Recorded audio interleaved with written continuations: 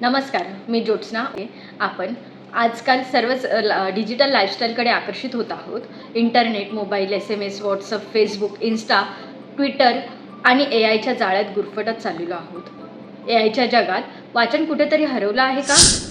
हो, आजचा आपला विषय आहे वाचन नसल्याने होणारे दुष्परिणाम. हल्ली सर्व काही मोबाईलवर सहज शक्य होते. न्यूज, माहिती, ज्ञान अगदी मिनिटात आपल्याला मिळते. यामुळे पुस्तके आणि लांब लेख वाचायचे टाळतो.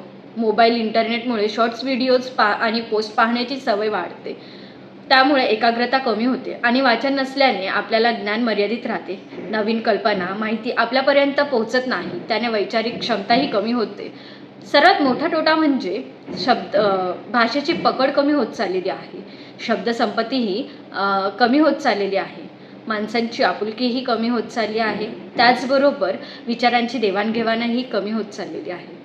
पूर्वी लहानांपासून मोठ्यांपर्यंत प्रत्येकाच्या हातात वृत्त पेपर, ग्रंथ, गोष्टींचे पुस्तके असायचे. तुम्हाला आठवतंय का आपल्याला आजी पुस्तके वाचून गोष्टी सांगायची? श्यामची आई, चंपक, चांदोबा, अकबर बिबरची गोष्ट. अगदीच ती पुस्तकामधली चल रे भोपळ्या टुणूक टुणूकमधली आजी तर तुम्हाला नक्कीच आठवत असेल.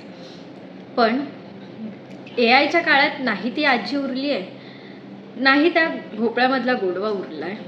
आपल्याला यशस्वी व्हायचं असेल, ज्ञान वाढून माणसांची आपुलकी वाढवायची असेल तर दिवसभरातला थोडा का होईना वेळ पुस्तके वाचायला नक्कीच द्या.